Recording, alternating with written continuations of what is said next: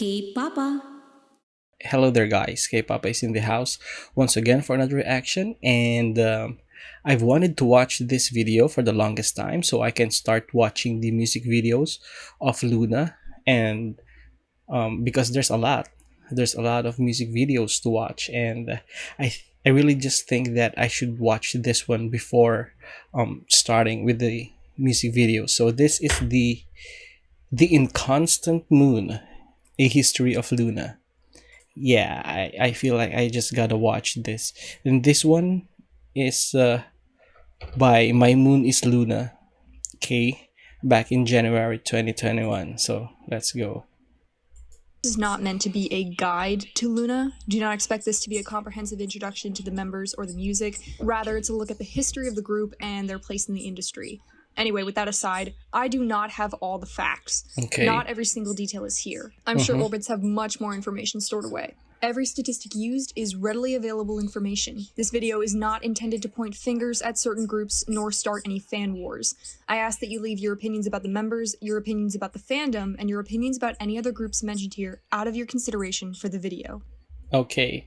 So by the way, this one is a re-upload.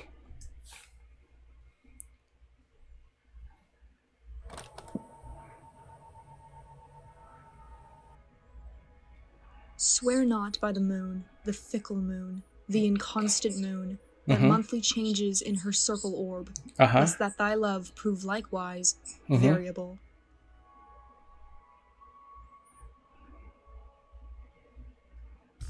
Our story starts in April of 2016 with Blockberry Creative, an entertainment company in South Korea and a subsidiary of Polaris Entertainment. Polaris, bowl of rice. I'm going with Polaris. Anyway, Blockberry is the youngest child of a very rich family, but for now, all you need to know is that they're shiny, new, and wealthy. So here's Blockberry, freshly minted with a big bank account and a blank slate. What do they do?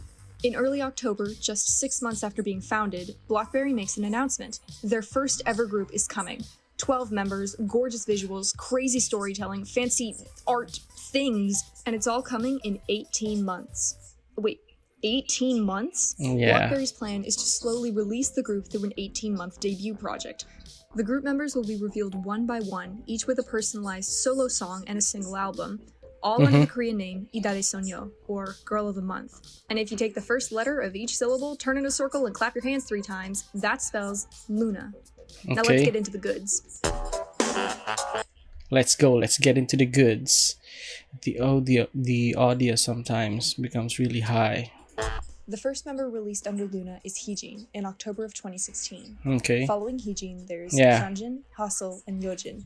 And reaching 5th member Vivi, who hasn't yet released her solo, in March of 2017. Who happens to be my bias, right? Vivi is my bias. I don't know why, but it's just is. First few members form Loona's first subunit, Loona 1/3. Except Yojin, she's too short. Just kidding. It's because she's too young. And also maybe because she's failing school. 1/3 has an airbrushed girly theme, and their music is centered around real-life struggles like love and girlhood and being a cyborg. 1/3 puts out their debut album in March to play the early market, but sandwiched between G-Friend and the debut of Pristin, the album doesn't pass the 3,000 sales mark. 1/3 releases a repackage in April, but that sells even fewer copies. In the midst of all this, Vivi has her solo debut in April, which sells more copies than both the 1/3 albums combined. Okay. So far, the solo debuts are Loona's biggest moneymakers. Moving along, we hit the summer releases. Okay. But I just gotta say, the pink hair Vivi is something else.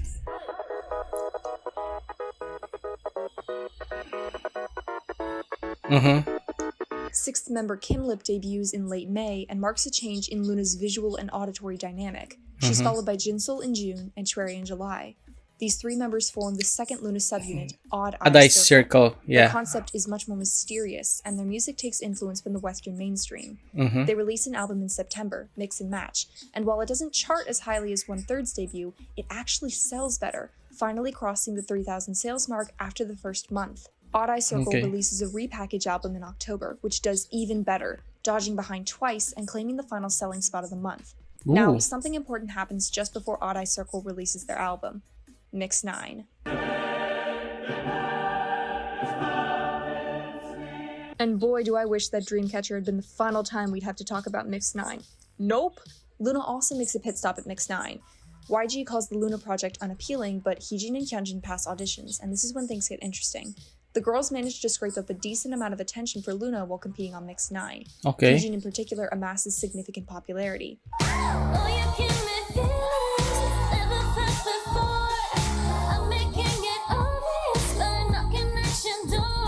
Hyunjin makes it into the top 18 for girls, and Heejin ranks number 4 out of all female contestants, putting her in the final lineup for the girls' team. At the end of the day, the boys' team is declared the winners, but it ends up not mattering either way. Cue the Carmen. Yeah. Ooh.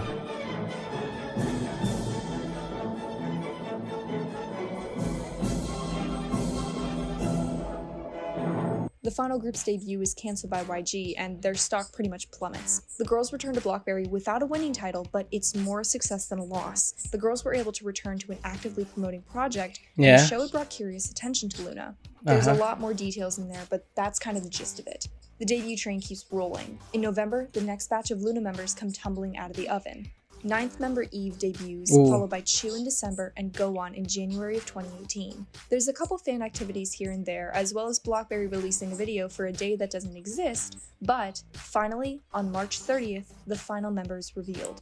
Olivia Haye debuts with her song Egoist, and we see the 2 bookend members of Loona together at last. The final 4 members form the last Loona subunit, YY by Y. YY by Y plans to release in late May, which kind of puts the fear of God in some fans, as Idol debuts at the very beginning of the month, followed by comebacks from BTS and Kristen. But it seems Blockberry are finally learning to play the market, because YY by Y drops just at the end of May, and in the midst of the heavy-hitting badass concepts, YY by Y is an electropop sound with a bright concept. While there is no repackage, the album, Beauty and the Beat, sells higher than the other 4 subunit albums combined. And it doesn't stop there. With all 12 Pokemon finally collected, Loona releases a full group pre-debut song, Favorite, just before they're set to officially debut. 2 days before debut, Loona holds Loona Birth, a debut concert in Seoul for an audience of 3,000, where the members perform all 12 solo songs, songs from each subunit, and 5 group songs, including their debut single. Yeah, even if I'm aware of that already, it's still pretty crazy. I bet the hype was amazing, right? I bet the hype was unreal seeing them together for the very first time. Yeah. And of course, there's a lot of build up, who's gonna be the next member, right? Who are they gonna unveil next? Who's the next one? It's pretty crazy. August 20th, 2018. 30 music videos all over the world, nearly 2 years worth of work, but it's finally done. After 1 year, 10 months, and 17 days, all 12 girls together at last. Loona officially debuts on August 20th, 2018 with their title track, High High.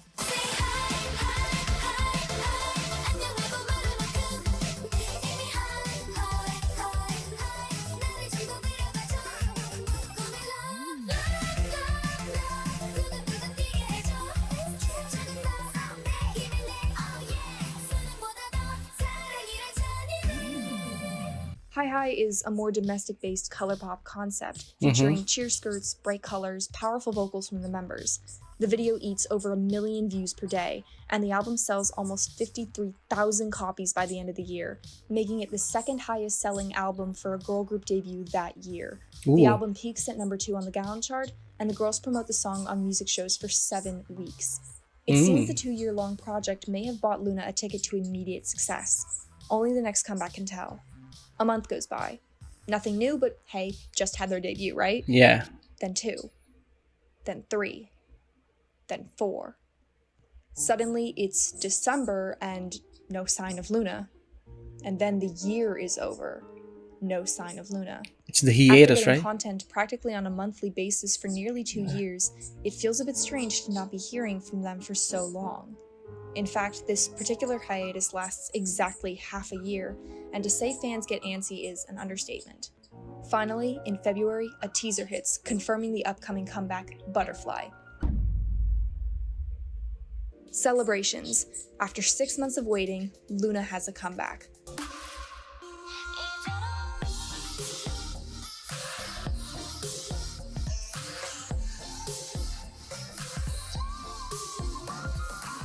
Butterfly is the lead single of their repackaged debut album, Multiply Multiply. The comeback is a reverse from the bright pop of High High, this time aiming at a different part of the mainstream, Yeah. incorporating trendy bass and synth, powerful dancing, and the ever-popular beat drop. The concept explores a different side of femininity, and the comeback is widely celebrated in the fandom. The song hits strongest in the international market, charting at 6 on Billboard's World Digital Songs. Ooh. Finally, it looks like Loona has a shot at a first win. The group promotes the comeback for 6 weeks, and the fanbase sees expansion into the domestic market as well as the international.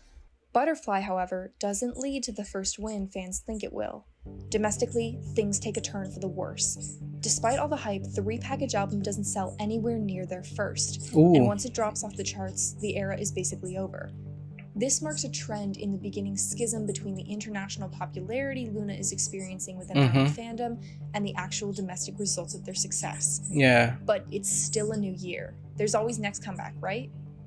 Blockberry releases a few teasers hinting at a potential summer comeback, and then radio Nothing. silence. Complete and utter vacancy. Mm-hmm. Right as it seemed a comeback was about to be born, nothing comes out of Blockberry. The months begin passing by. The new comeback season kicks in and groups start rolling in the revenue, and no sign of Loona. Summer ends, and fall begins. Boom. News turns up in the fall. Loona's seemingly endless well of funds has run dry, and Blockberry Creative is in debt. Everything goes to hell in a handbasket. The news sparks disbandment rumors, and fear takes everything from there. The fans trend hashtag #SaveLoona on Twitter, and a few GoFundMes are set up, but they go nowhere. Yeah, I remember this one. I still remember this part. Fanbase goes crazy, Blockberry drops dormant, and Loona falls completely silent. The moon's an errant thief, and her pale fire she snatches from the sun. An errant thief. The So second what chapter. happened? Let's take a look at the exterior factors first. This is Yeah. side 1 to our story. Let's take it back even before the beginning of Blockberry Creative. It all begins with an arms trade company called Ilkwang Group. Ilkwang Group is a wealthy South Korean corporation that manufactures training programs for the Korean military and primarily deals in the military arms trade. In 2006, Ilkwang gives birth to Polaris Entertainment. And that might seem strange, but it's not unusual for corporations to establish footholds in many industries. There's money to be made in the music industry, as well as a lot of influence. In 2016, Polaris gives birth to Ilkwang's grandchild, Blockberry Creative. Yeah. While the Loona project was a creative way to bring in fans, it was also expensive. Extremely expensive. All in all, the pre-debut project cost nearly $9 million. Blockberry belongs to Ilkwang, who is very well. Yeah, I remember because they shoot the music videos outside Korea, right? And of course there's a lot of build up. They shot a lot of material, a lot of music videos leading to the debut. But yeah, it's very expensive, but I gotta say it was magnificent. It was creative, right?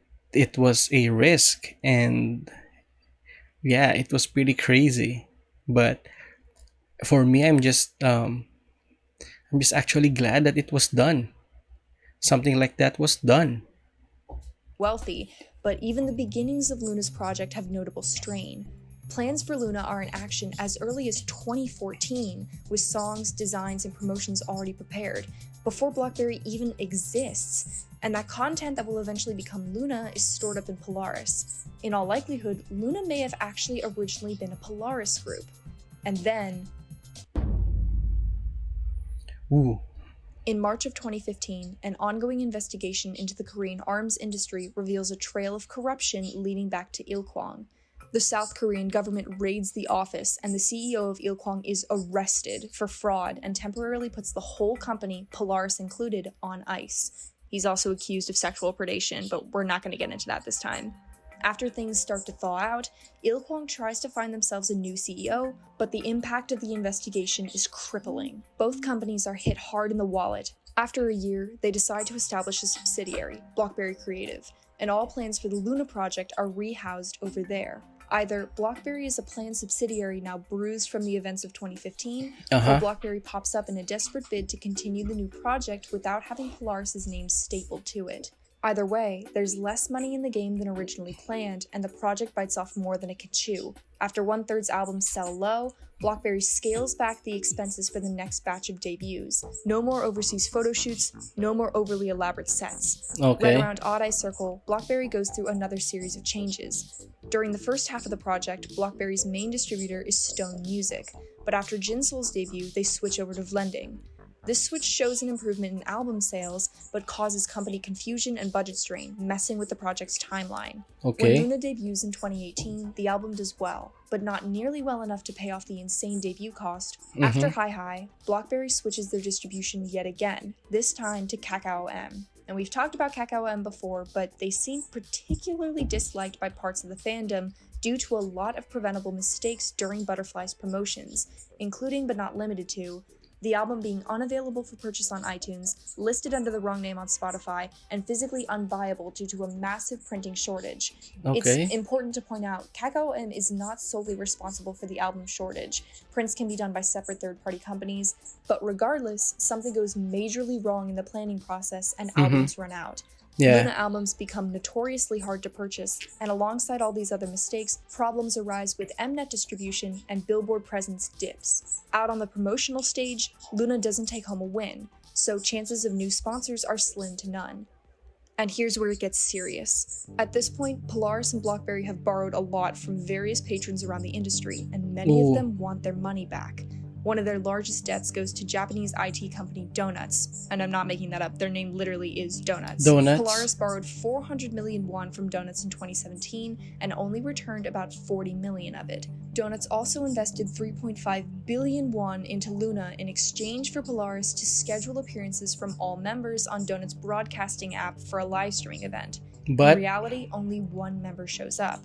So Donuts files a lawsuit against Ooh. Polaris to return the investment, and another under Ouch. criminal charges for making off with the money. Mhm. Failing to pay off debts or uphold contracts, Polaris is hit with 2 massive lawsuits, and the court orders them to pay back the remaining 360 million won. The money runs out, BlackBerry is put on ice, and the Loona project goes back underground. It is the very error of the moon. yeah, but like what I said, there were errors made, right? And they did not. The company did not get the revenue that they expected. But at the end of the day, you still gotta be thankful that it still happened, right? They were still able to do that kind of crazy build-up, right, leading to a debut, um, unveiling a girl of the month, right? It's still pretty crazy. But yeah, it was a risk. They took a risk and they faced the music. She comes more nearer Earth than she was wont, and makes men mad.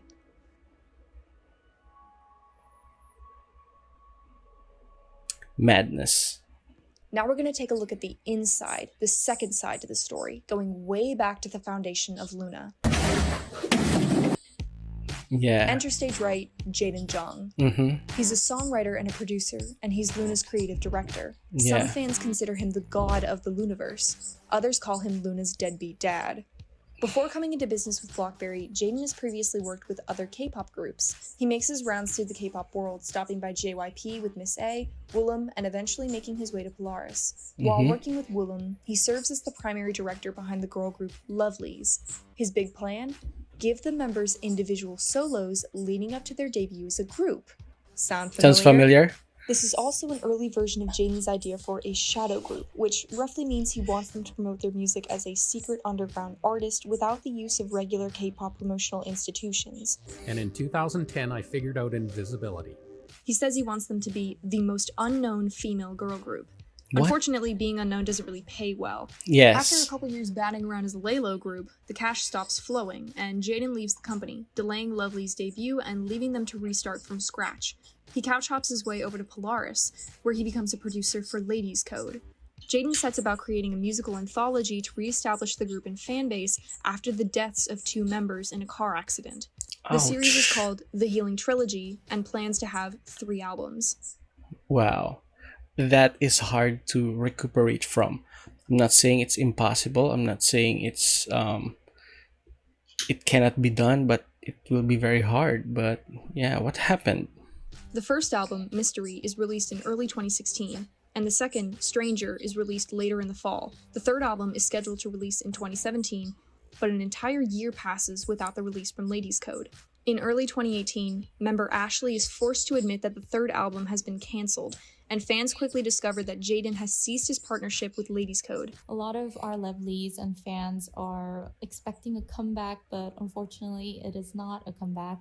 It is our showcase that's held on our 5th year anniversary, which is March 7th. And I think we're gonna put an end to this trio, the album that we said that we were gonna do. So instead of that, we're gonna do something new. So this is the last part of our trilogy. It's widely believed that the Ow. money sectioned out to fund the trilogy was diverted into Jaden's new project with Blockberry. Around You, one of the songs from the unreleased third album, will eventually become Hyunjin's debut song under Loona. 2/3 of the way Ooh. through the Healing Trilogy, Jaden packs up his bags and leaves, taking the remaining songs with him and leaving Ladies Code behind. Ow. In fact, Jaden might have planned to leave the trilogy unfinished before he even signed on. Why? Jaden meanders his way down the Polaris family tree as early as 2014, where the first stirrings of the Loona project can be found. He signs on with Blockberry when they've just come out of the womb, blue-eyed and big-brained. Jaden and Blockberry set about implementing the solo song concept with their new group. Jaden has a very specific vision in mind for Loona. He wants to promote them as an underground group, a secret art movement led by guerrilla releases without conforming to the usual K-pop institutions, specifically music shows and idol promotions. All in all, it sounds like a cool underdog story. In reality, Yeah. it's a big risk with a very small Mhm. payoff range. Remember, Mhm. Jaden also planned for Lovelyz to be the most unknown Mhm. female girl group, and had the same underground vision for his previous projects. Blockberry, on the other hand, is a company that needs to fulfill a profit margin. On top of that, the sheer number of different writers alone makes browsing the Loona discography a bit dizzying.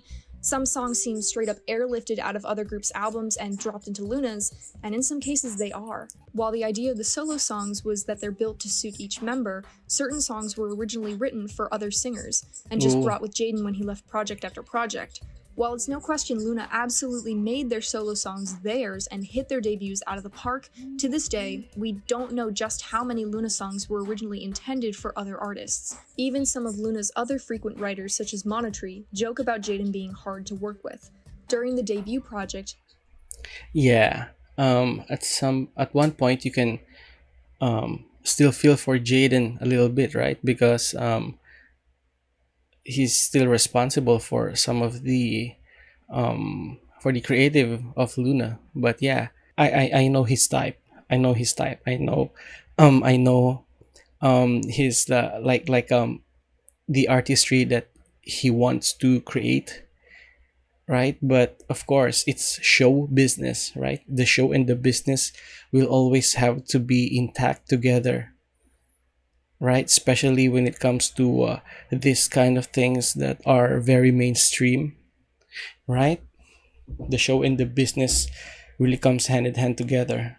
Jaden begins putting stress on the girls themselves, Mm-hmm. demanding that 16-year-old Olivia Haye lose weight, pressuring JinSoul into bleaching her hair, giving her scalp damage and migraines, and forcing the girls to conform to his ideal Shadow Project standards, even at the cost of mental and physical health. Digipetty, the video company behind many of Loona's videos, also calls him out for being overly restrictive and demanding of the resources and the girls.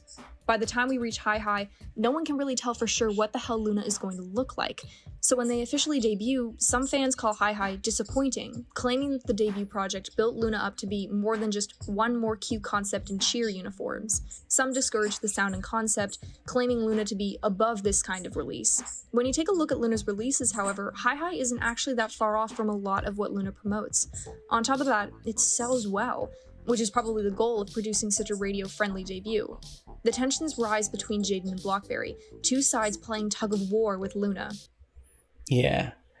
Jaden is like clouded with the artistry and his vision, right? And from what she said, it's just not only not congruent with what the company wants, and the meeting the show and the business together, but even with the Luna members, and that's tough, right? You gotta draw the line somewhere, especially with Olivia Hay. She was very young, and you have to think about those factors, not just bringing to life whatever it is that you have in mind, actually, no matter how great it is, right? Because at the end of the day, it's going to be a collaboration, right? Even if you are the big mind behind most of the things, you're not the only mind behind everything.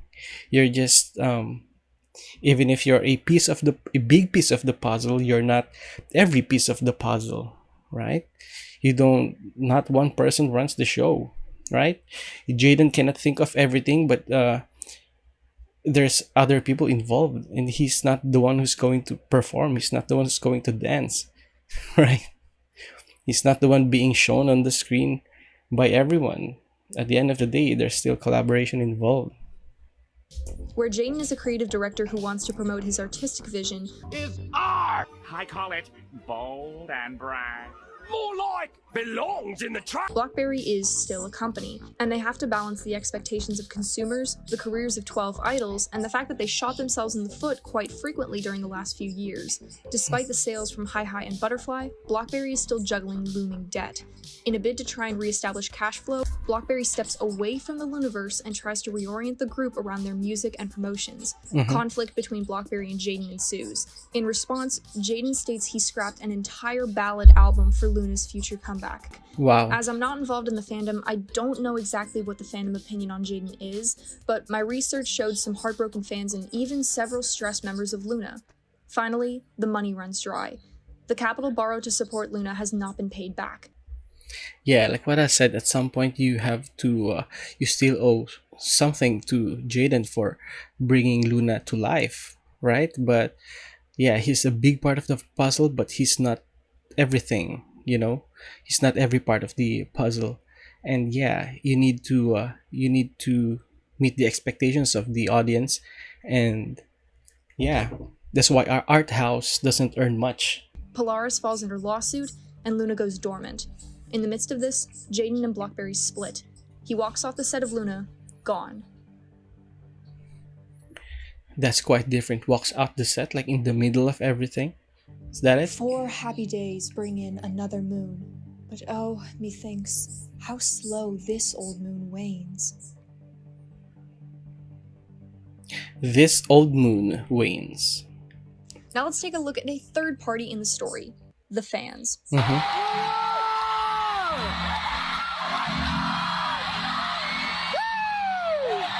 In most cases, companies are the primary players, and fans are usually the last actor in the industry. But Loona's fanbase is unusually involved in their group's narrative. In the deep, silent period of Loona's hiatus, the fans are left alone with their own hopes and fears, and each other. They've got 2 albums, a dozen solo albums, and no foreseeable future of Loona's promotions. Well, damn it, if you want something done right, you gotta do it yourself. Oh yeah, this Stan Loona.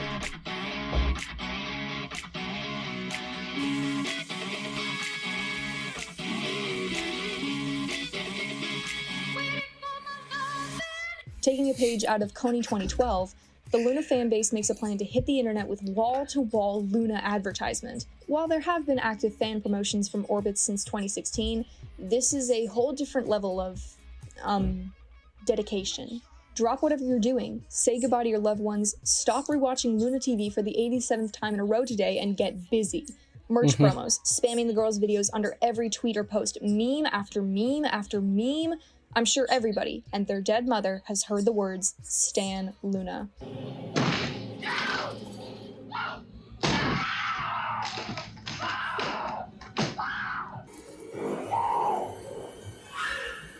Stan Loona.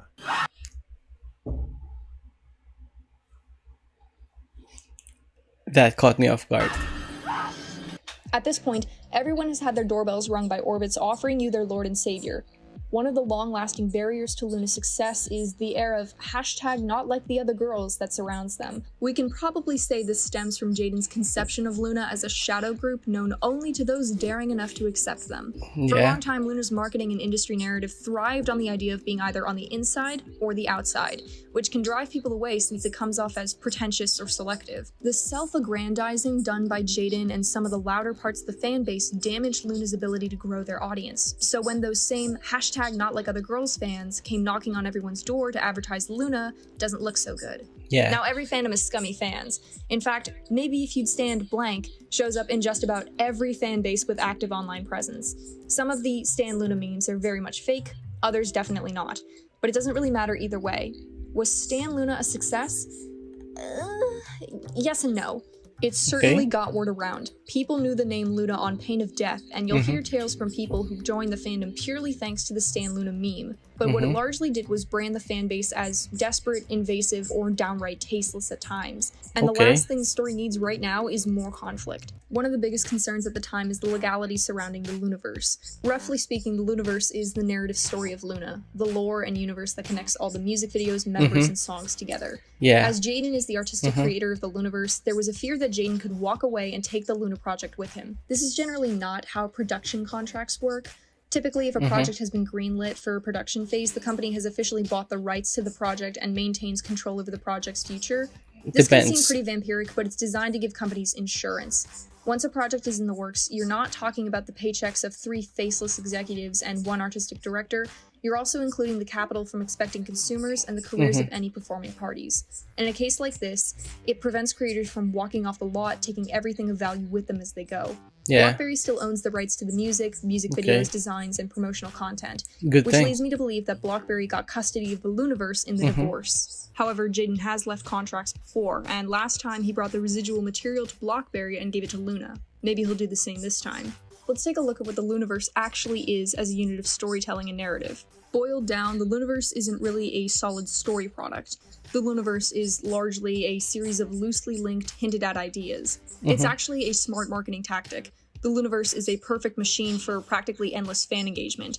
Jaden has created a space within the Loona dynamic that always intrigues hungry fans without ever having to fully deliver. And the fans are going to be the ones who to fill in the blanks, to create their own theories, to make sense of it all, right? And it never ends because someone always have this kind of interpretation. Another guy has another kind of interpretation, right? In fact, despite the marketing and branding of the group as Girl of the Month, the members don't even have respective months. Heejin debuts in October, okay, so maybe she's the October girl, but both Hustle and Shu have December debuts, and the company never confirmed if any specific girl represents any specific month, even years after debut. At this point, the closest connection Loona has to the concept of months is just having 12 members. It's also important to note that we may never know how many other pieces of lore were meant to come out. At this point, some even fear the lore will go unfinished forever. Well, in September, the Loona radar starts to ping again, and rumors of a comeback begin rising. However, it just turns out to be BlackBerry advertising Orbit 2.0, the second round of their official pay-to-enter fan club. So no comeback, but enjoy a new photo shoot and some stickers. Things get worse in November. Jaden Jung sits down for an interview where he talks about his new clients, boy group Only One Of. Fans take issue with the way Jaden talks about his new group, as he says, quote, "They work harder because they have a genuine attachment to the music," which many fans believe is an indirect slight at his past groups. The Loona members were under strict control while Jaden was acting director and weren't allowed to participate in the musical process, despite some of them being trained in songwriting, so this dig feels especially hypocritical. Let's talk about another side of the fans for a moment. Orbits act as one of the largest promotional organs for Loona. The Loona fandom is largely international and even then still niche. Due to the smaller size of the fandom, the mishaps with promotions, and the overall fear hanging over Loona, the fanbase develops a strong advertising identity. Loona is one of the most fan-promoted groups active right now. Jaden's plan to make Loona an unknown shadow group had the opposite effect. The whole pre-debut project brought Loona and their fans really, really close together. Loona's blackout here proves something very interesting about the Loona narrative. When all else fails and everything falls apart, the fans carry the group. This is actually true of a lot of groups, but Loona's fan base is still majority international. Yeah, and of course, going back to Jaden, right? You wanted to make like a shadow group, right? But yeah, how can you make all those music videos? How can you enact? How can you make your vision into real life if the company doesn't earn? right? It has to be in line with the profit margin, right? So yeah, it's kind of a bittersweet, right? Because like what I said, you still owe him something for starting the Lunaverse. not domestic. In Loona's absence, the fan base is keeping them going across the curvature of the Earth. In fact, the fans are one of the major forces keeping Hope alive during this hiatus. Besides the meme explosion, the fans put up constant outpouring of love for the girls and the music. Armed with only a few dance covers and minute-long updates in the form of Loona TV, the fans keep up an active stream of Loona content during the blackout. And it tells the market something else. Loona doesn't belong to a bunch of faceless executives or a shadow market or one artistic ego. Loona belongs to the fans who love them. Finally, after 10 months of silence, the darkness breaks. On December 13th, Loona releases a fan-dedicated single, 365. Or maybe it's 365, I don't exactly know. The song speaks directly to the fan base, thanking them for waiting and promising a whole year of success together.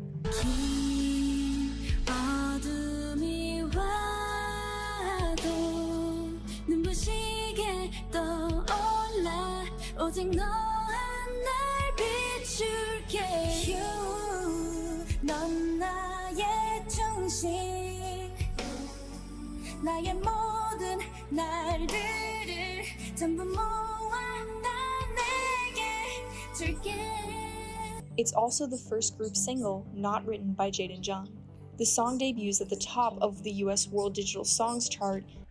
And when I begin to watch the music videos, right, I would like to see the difference between this release, right, not handled by Jaden anymore, like the difference of the feel, the difference of the vibe and everything, right? And tells the world something the fans have been longing to hear. Loona is coming. Therefore the moon, the governess of floods, pale in her anger, washes all the air. And through this distemperature we see the seasons alter. Hoary-headed frosts fall in the fresh lap of the crimson rose. Rose. Rise. A day after the release of 365, a teaser drops. Now, at this point, people are starting to wise up. Not everyone immediately trusts that this is a for sure sign of a comeback. After all, isn't there still that lawsuit thing to worry about? The year closes out with no comeback, but a few days into the new year, BlackBerry releases a new statement. BlackBerry announces on January 8th that member Hassel will be taking a hiatus. Yeah, I knew about this. Promotions while she seeks treatment. Just a day after this announcement, a second trailer goes live. This time with a date on the end. Okay, BlackBerry, maybe you're onto something, but it's gonna take more than that to make up for the blackout. Well, fine. 2 weeks later, third teaser. That does it. It's Loona time. But did you think that was it? A few days later, a Forbes article goes viral on Twitter. Loona's new album is a collaborative effort between BlackBerry and Lee Soo-man. Lee Soo-man is the founder and executive producer of SM Entertainment, the most powerful company in K-pop. He's one of the most influential and important figures in the industry. And as his first project outside of SM Entertainment, he's in collaboration with Loona for their newest album. And you might ask yourself, what powerful marketing technique convinced him to invest in Loona?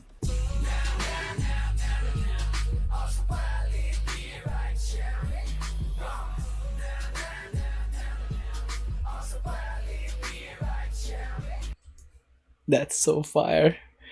That's still so fire. Boom. The word is out. Loona is having a comeback. And now they have an industry titan on their side. Finally, it's time. February 5th, 2020. I'm so bad. I'm so bad. 늘 뻔한 답답답 길 가도 blah blah blah 더 늘어지기 전에 보란 듯이 걸러 겁내지 마. Loona has their second comeback, So What, alongside their third album, Hash. New image, new sound, new message. Burn yourself. Ooh. Loona's still here, and some believe that the comeback is a direct response to the mess of 2019, featuring the image of the burning moon and the phrase, "Do not accept the fate of the moon," which could mean Loona moving past Jaden's stronghold over Yeah, it means a lot of things. Burn yourself. the project. The music video makes a collective 1.9 million views in its first 24 hours, and the Ooh. album hits number 4 on Billboard's World Albums chart, punctuated by their best sales week in America to date. It also becomes Loona's best-selling album on Hanteo, hitting 25,700 sales in the first month alone. The international reception is really welcome for sure, but Loona absolutely locally? cannot slip up here and become a purely Western import. Yeah. It's February, first popular selling season of the year, which means as many groups as possible are vying for attention, and the industry is hungry. What Loona really needs is positive Korean reception to finally put them on the map back home. Boom. The album debuts at number 2 on the Gaon chart and sells over 79,000 copies in the first month, making it Loona's best-selling album as of the making of this video. And despite heavy competition, it gives Loona what no other era could, a first win. On March 12th, M Countdown awarded Loona their first win for So What. 저희가 1년 동안 After a long time, right? 앨범을 준비하면서 되게 두려움이 많았는데 이번 상을 타고 되게 저희 곡 메시지처럼 변화를 두려워하지 않고 전진할 수 있을 것 같아요. 여러분 너무 감사합니다. Finally, after all that, solid proof that Loona isn't going anywhere. No, they're not in the clear yet. There's still a ton of money issues that haven't seen clean ends, damage remaining from the Jaden debacle, and the road ahead is long and uphill both ways. But after looking at all this research and spending 15 goddamn pages recording this video, I can't help but feel like, right now, they're exactly where they're supposed to be. That's all from me this time. Signing off. Alright guys, once again that is the Inconstant Moon, A History of Loona by, is a re-upload by My Moon is Loona.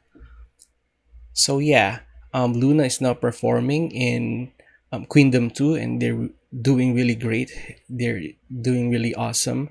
Even though they had a hiccup in the first round, not being able to perform because of COVID. But yeah, like what I said before, in my mind, I think Loona will win, right? So yeah, I'm rooting for Loona and Kep1er. Yeah, those are the two groups that I've been, in my mind, I think Loona's gonna win. In my heart of hearts, I think Kep1er's gonna win. But yeah, I think the joining Queendom 2 will give everyone a good look. It will give them great exposure. And yeah, so now that I've finished watching this one, the Inconstant Moon of Loona, the Inconstant Moon, A History of Loona, I mean, I think it's now time to watch all the pre-debut music videos, starting from Heejin, right? Am I right or wrong? But yeah, I think I'm gonna start the music videos after this one. And there's a lot of music videos to watch, and yeah, it's gonna be fun. So yeah, that's it. Like, subscribe, and hit the bell, guys. Thank you for watching. I'll see you again next time. K-Poppa out.